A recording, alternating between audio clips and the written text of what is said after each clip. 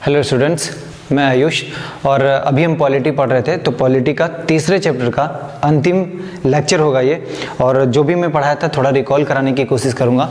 आपने पढ़ा चुनाव क्यों होता है, चुनाव कैसे होता है, चुनाव किसका होता है, चुनाव कौन कराता है, और इन सब में एक बड़ी भूमिका निभाता है परिसीमन आयोग, साथ साथ चुनाव आयोग। कल जैसा मैंने बताया था कि परिसीमन आयोग के बारे में बताऊंगा, चुनाव आयोग के बारे में बताऊंगा, साथ साथ भारत में जिस प्रक्रिया से चुनाव होता है वो मैं बताऊंगा। तो आज वो दिन आया और आज मैं आपको बताने की पूरी कोशिश करता हूं। तो अभी हम देखेंगे ये तीसरे चैप्टर का बी पार्ट होगा, राइट।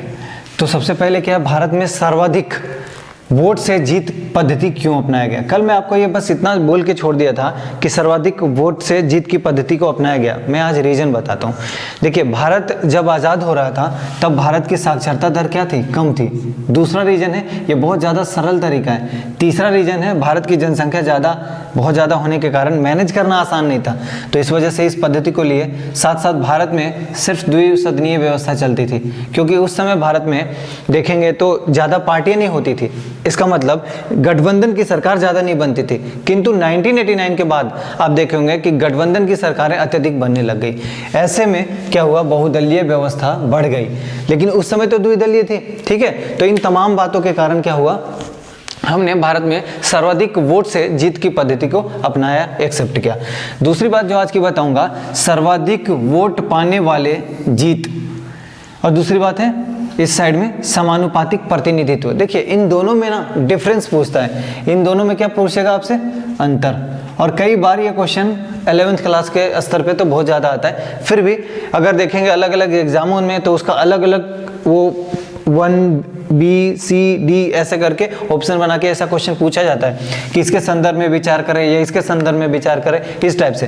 तो पहले मैं आपको बताता हूँ इसमें क्या होता है, मतदाता प्रत्याशी को वोट देते हैं, किसको, और इसमें क्या होता है, राजनीतिक पार्टी को कोई भी वोट देते हैं, ठीक है। दूसरी बात, जो दूसरा अंतर होगा, प्राप्त मत के अनुपात से सीटें कम या अत्यधिक हो सकता है या मिलता है। इस साइड आप देखोगे कि प्राप्त मत के अनुपात में ही सीटें दी जाती है, इससे ज़्यादा और इससे कम नहीं मिल सकता है। तीसरा अंतर आप देखेंगे, एक निर्वाचन क्षेत्र से केवल एक प्रत्याशी ही जीत सकता है, लेकिन इस साइड देखेंगे एक निर्वाचन क्षेत्र से अनेक प्रत्याशी जीत सकता है। समझ पा रहे हैं। चौथा, विजयी उम्मीदवार को आवश्यक नहीं कि वोट का बहुमत प्राप्त हो। बिल्कुल, देखिए, वोट का बहुमत का मतलब होता है कि 50% से ज़्यादा, कम से कम एक ज़्यादा। तो अगर वोट का बहुमत प्राप्त नहीं होगा तो कोई दिक्कत नहीं है इस साइड में, लेकिन अगर समानुपातिक प्रतिनिधित्व में देखेंगे तो एकदम नेसेसरी है कि 50% + 1 तो होना ही चाहिए। अगर ऐसा नहीं है तो सदस्य का चुनाव नहीं होगा। इसीलिए इसमें बोल रहा है कि वोट का बहुमत आवश्यक है। यहाँ क्या बोल रहा कि विजयी उम्मीदवार को आवश्यक नहीं कि वो वोट का बहुमत प्राप्त करे, अर्थात 50% + 1। कुछ एग्जाम्पल मैंने दोनों में लेने की कोशिश किया। यहाँ पे इंडिया है और United kingdom, that is Britain, यहाँ पे भी इंडिया है और साथ साथ इजराइल, नीदरलैंड, आयरलैंड, ये सारे देश आते हैं। अभी तक देखिए, अगर भारत में है तो भारत में लोकसभा का और विधानसभा का और पंचायती राज का चुनाव ऐसे ही चलता है, इसी प्रक्रिया से। लेकिन अगर भारत में देखेंगे, जो अप्रत्यक्ष चुनाव कल मैं आपको समझाने की कोशिश किया था, उसके संदर्भ में कल मैं 2 बताया था कि समानुपातिक प्रतिनिधित्व 2 तरह से हो सकते हैं। अब देखेंगे इसका जो तीसरा तरीका है वो भारत कैसे अपनाया हुआ है। सबसे पहले भारत में कहाँ कहाँ होता है, एकल संक्रमणीय मत पद्धति या समानुपातिक प्रतिनिधित्व, इसी का ये तीसरा वाला टाइप है, ठीक है। कल जो 2 बताया था, आज ये तीसरा है। अब इसको समझिए भारत में कहाँ लागू है। देखिए, भारत में भी राज्यसभा में चुनाव होता है। आप सभी को पता होगा कि हम अपना प्रतिनिधित्व को चुनकर भेजते हैं विधानसभा, और विधानसभा के सदस्य चुनते हैं राज्यसभा के सदस्यों को। तो विधानसभा से राज्यसभा कैसे जाते हैं, उसके लिए एक प्रक्रिया है, वो मैं आपको समझाने की कोशिश करूंगा।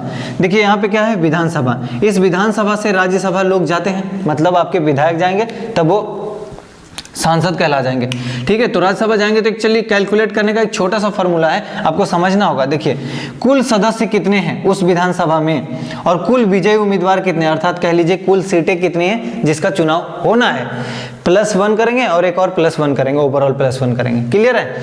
तो अब देखिए, इसमें मैं बता रहा हूं कि मान लीजिए किसी विधानसभा में 200 विधायक हैं, सपोज 200 हैं, ठीक। तो अब देखेंगे, इसको हटाइए, 200 विधायक हैं और मान लीजिए कि 4 सदस्य को राज्यसभा भेजना है, तो कितने हैं दोस्त, 200 है। कितने को भेजना है, 4 को भेजना है। +1 और ओवरऑल +1, तो क्या करोगे आप, सामने हो जाएगा 200/5 +1, ठीक है। अब यही चीज़ यहाँ हमें बताने की कोशिश किया कि 200, अब देखिए 200/5 +1 अगर करोगे तो ओवरऑल कितना आएगा 41, ठीक है। इसका मतलब यदि किसी को 41 विधायकों का मत प्राप्त हो जाए तो क्या होगा, उसको एक राज्यसभा का सीट मिल जाएगा। इसी तरह से चुनाव होता रहता है। अब देखिए एक बात मैं बताने की कोशिश किया कि विधायक तो वोट देते हैं, लेकिन ध्यान रखिएगा वरीयता क्रम में देते हैं। ये बहुत इंपॉर्टेंट बात है। वरीयता क्रम का मतलब क्या हुआ, मान लीजिए कि कोई 4 लोग हैं, मान लीजिए चुनाव लड़ने वाले ABCD ऐसे हैं, लेकिन हम 2 लोग हैं जो वोट कर रहे हैं, एक मैं हूँ, मेरा नाम आयुष है, मैं आयुष लिख लेता हूँ, और एक आप हो कोई भी, चलिए आपका नाम XYZ में लिख देता हूँ। मान लीजिए कि आपने भी पहला A को चुना, मैंने भी, मतलब हम दोनों ने A को चुना, लेकिन दूसरा आपने इसे दिया, तीसरा इसे दिया, चौथा इसे दिया, फिर आपने दूसरा इसे दिया, तीसरा दिया, चौथा दिया, इस तरह से। अगर मान लीजिए चुनाव में जो A लड़ रहा था, S प्रत्याशी था, उसने चुनाव पहला राउंड में हार गया, तो ये गायब हो गया। इसका मतलब आपका वोट वेस्ट हो गया? नहीं, जिसको आपने दूसरा वरीयता दिया, आपका वोट उसे ट्रांसफर कर दिया जाएगा। तो ऐसे में क्या होता है कि किसी भी विधायक का एक भी मत जाया नहीं जाता, बर्बाद नहीं जाता। समझ रहे हैं? यही तो है समानुपातिक पद्धति की खूबसूरती। नेक्स्ट इधर देखिए, एक शब्द लिखा हूं मैं, सार्वभौमिक वयस्क मताधिकार। आपको समझना होगा, कल भी बता रहा था कि सार्वभौमिक वयस्क मताधिकार का सीधा मतलब है कि कौन वोट करेगा। वोट करने का अधिकार भारतीय नागरिकों को है, वैसा नागरिक जिनकी उम्र 18 या 18 वर्ष से ज्यादा हो, साथ साथ वो भारत का नागरिक हो। और दूसरी बात, पहले 21 वर्ष किया हुआ था, समझ पा रहे हैं आप? 21 वर्ष के लोग वोट देते थे, लेकिन जब 61वां संविधान संशोधन होता है 1989 में, समझ रहे हैं, तो क्या हुआ, उसको घटा करके 18 साल कर दिया गया। और ऐसा करने वाले कौन है? राजीव गांधी, ठीक है। अब देखिए नेक्स्ट है निर्वाचन क्षेत्रों में आरक्षण। निर्वाचन क्षेत्रों में आरक्षण की अगर मैं बात करूं तो इसमें आप एक एक करके समझिए कि कौन सी निर्वाचन क्षेत्र आरक्षित होगा, और ऐसे में इसका निर्णय कौन करेगा, ये आपको समझना पड़ेगा। तो निर्वाचन क्षेत्रों का निर्णय कौन लेता है कि कौन आरक्षण होगा नहीं होगा, उसका नाम है परिसीमन आयोग। ये परिसीमन आयोग का गठन किया गया था 84वें संविधान संशोधन सन 2001 में, लेकिन ये काम करना शुरू कब किया? 2002 से। तो कई बार ये दोनों सवाल आते हैं, तो ध्यान रखिएगा कि कार्य कब से कर रहे हैं और मतलब इसका संशोधन कब हुआ था। अब देखिए, परिसीमन आयोग अगर कुछ काम करता है तो उसके बारे में डिटेल से हमें जानना जरूरी है। पहली बात देखिए, स्वतंत्र संस्था है, बिल्कुल इंडिपेंडेंट बॉडी है, जैसे कि चुनाव आयोग है। दूसरी बात, ये निर्वाचन क्षेत्रों की सीमा निर्धारित करता है कि निर्वाचन, जैसे अगर मान लीजिए कि आपके निर्वाचन क्षेत्र में अलग अलग विधानसभा की या लोकसभा का क्षेत्र बटा हुआ है, तो ये बांटने का काम किसका होता है? इन्हीं का होता है, निर्वाचन परिसीमन आयोग का। अगली बात, निर्वाचन क्षेत्रों से सीटों को आरक्षित करता है अकॉर्डिंग टू जनसंख्या। अगर किसी क्षेत्र में जनसंख्या SC ST की ज़्यादा है तो उस क्षेत्र की सीटों को रिजर्व कर दिया जाएगा SC ST के लिए। अगली बात, गठन कौन करता है? राष्ट्रपति के द्वारा गठन किया जाता है। Election commission of India, Bharat के जो चुनाव आयोग है, उसके साथ ही ये कार्य कर रहे होते हैं। अब देखिए एक और बात कि क्यों आरक्षण देना चाहिए, क्यों जरूरी है क्या आरक्षण देना। तो आप पढ़े होंगे पृथक निर्वाचन का अधिकार। जब ब्रिटिश भारत के समय की बात कर रहा हूँ, तो सबसे पहले उन्होंने फूट डालो राज करो के तहत सबसे पहले मुस्लिम निर्वाचन को पृथक निर्वाचन घोषित किया था 1909 में। उसके बाद देखेंगे 1919 में सिखों को पृथक निर्वाचन का अधिकार दे दिया, और साथ साथ 1932 में दलितों को दे दिया। तभी पूना पैक्ट के तहत गांधी जी और भीमराव अंबेडकर के बीच समझौता होता है और ये पृथक निर्वाचन मंडल को समाप्त करने की कोशिश की गई थी। अब आप समझिए इस बात को, समाप्त तो कर दी गई, लेकिन आपको जहन में आ रहा होगा कि ये तो बता दो पृथक निर्वाचन मंडल है क्या। इसी का जवाब देने की कोशिश किया हूं मैं यहाँ पे। किसी समुदाय के प्रतिनिधि के चुनाव में केवल उसी समुदाय के लोग वोट करेंगे, इसी को आप कहेंगे पृथक निर्वाचन मंडल, जो कि अच्छा नहीं है। किसी भी लोकतांत्रिक देश में एकदम बिल्कुल स्वतंत्र होनी चाहिए कि कोई भी किसी को भी वोट दे सकता है। ऐसे तो किसी एक जाति एक वर्ग का ही चुनाव जीत कर आएगा। समझ पा रहे हैं? नेक्स्ट देखिए, किसे और किसको देना चाहिए आरक्षण।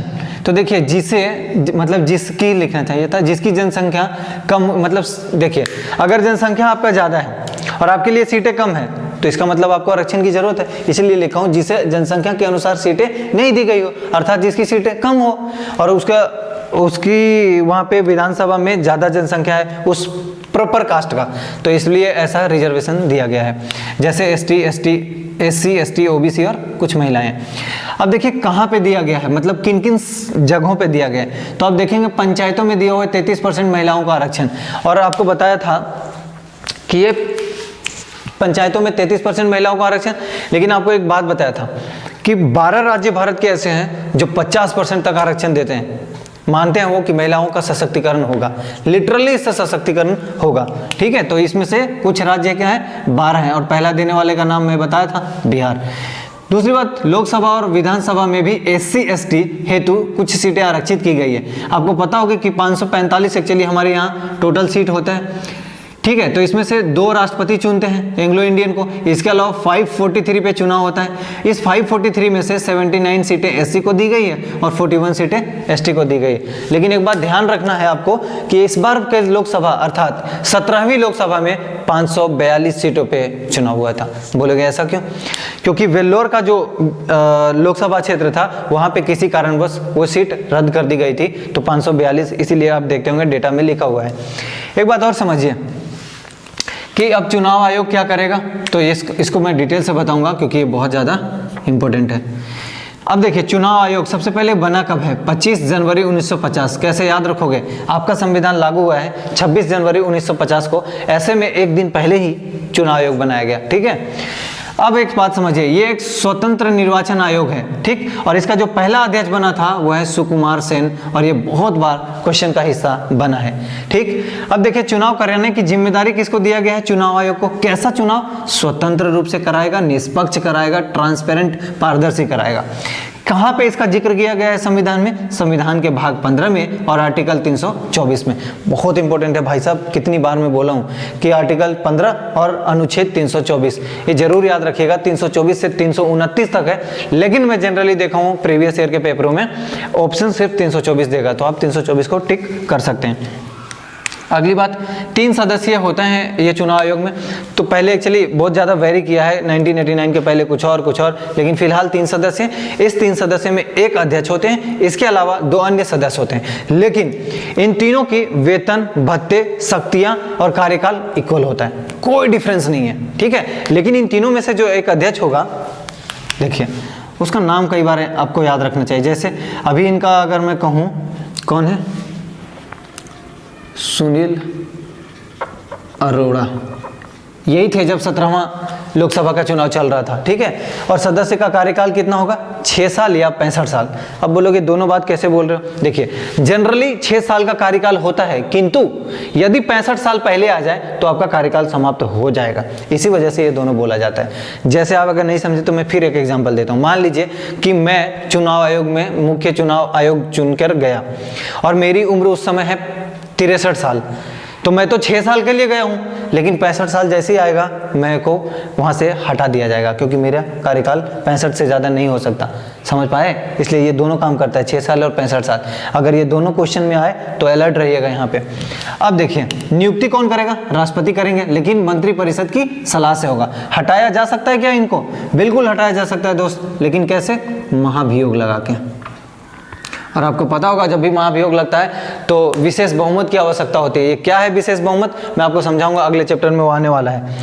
अब देखिए कार्य, क्या कार्य है चुनाव आयोग का? मतदाता सूची तैयार करता है। देखे होंगे जो आपका वोटर लिस्ट आता है लंबा सा, सबका नाम रहता है उसमें, साथ साथ आप अपना एक छोटा सा कार्ड लेके जाते हो, वोटर ID कार्ड, वो सब बनाने का काम इनका है। चुनाव की समय और डेट इन्होंने ही अनाउंस करने हैं, साथ साथ चुनाव चिन्ह इन्होंने ही देने हैं। उसके अलावा प्रत्याशी की योग्यता की जाँच करेगा कि क्या प्रत्याशी उस योग्य है, जैसे उसका उम्र, जैसे उसका एजुकेशन।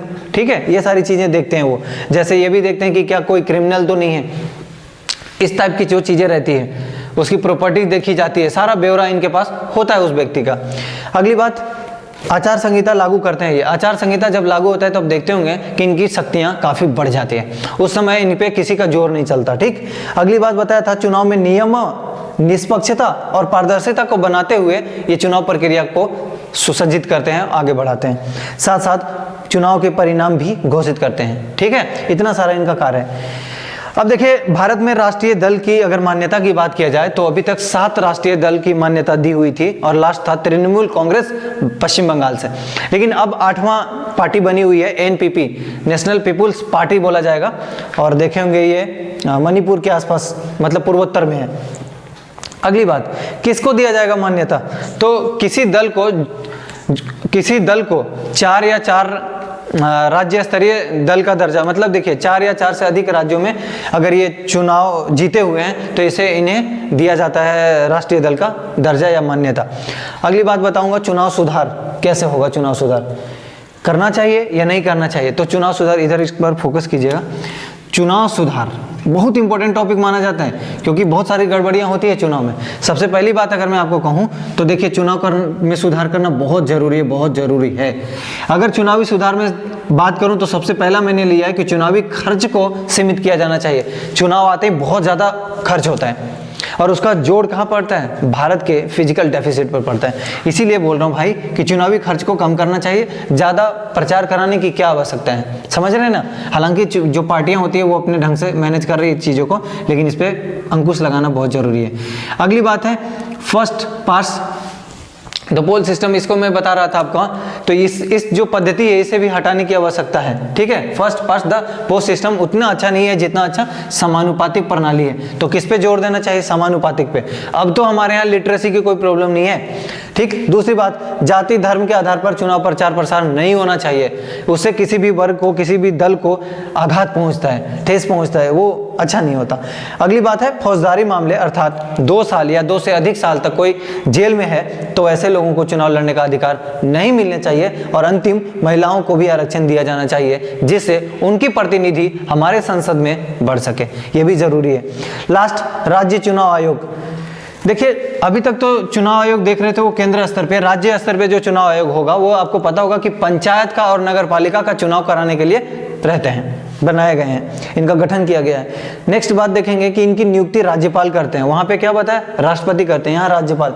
इन्हें भी हटाया जा सकता है लेकिन राष्ट्रपति के द्वारा राज्यपाल नहीं हटा सकते। नेक्स्ट बात है इनका कार्यकाल, इस पे गौर फरमाइएगा। मैंने यहाँ क्या बोला? 5 साल, यहाँ क्या बोला था? 6 साल। इसका मतलब जो राज्य का निर्वाचन आयोग का सदस्य बनेगा वो कितना होगा? 5 साल ही उनका कार्यकाल होगा और मैक्सिमम उधर 65 साल होगा। अब देखिए, ये जो चैप्टर था तीसरा, इलेक्शन भारत में कैसे होता है, पूरी एजेंडा, पूरी प्रक्रिया, पूरी प्रोसेस मैंने समझाने की कोशिश किया। नेक्स्ट जो चैप्टर पढ़ना है आपको, कार्यपालिका है। उसमें हम देखेंगे कार्यपालिका कैसे काम करती है, विधायिका के द्वारा निर्मित विधि का वो कैसे लागू करती है, कितने प्रकार से बटी हुई है, जैसे आपको पता होगा अस्थाई अस्थाई, इन सारी चीज़ों के बारे में डिटेल से हम पढ़ेंगे। तब तक अगर आप प्रीवियस वीडियोज़ नहीं देखें तो साइंस में पढ़ा रहा हूँ, उसका भी लिंक दिया हुआ है। पहले मैंने ज्योग्राफी एनसीईआरटी पढ़ाया था, ह्यूमन ज्योग्राफी, बाकायदा वो पूरी बुक समाप्त किया हूँ, उसकी भी लिंक दी हुई है। डिस्क्रिप्शन बॉक्स को आप चेक करें, प्लेलिस्ट का लिंक दिया होगा, आप जाएं, सारी वीडियोस को आप देख सकते हैं। और अगर आप लोग को अच्छा लग रहा है ये वीडियो, प्लीज़ लाइक करें, सब्सक्राइब करें और दोस्तों को जरूर शेयर करें। धन्यवाद।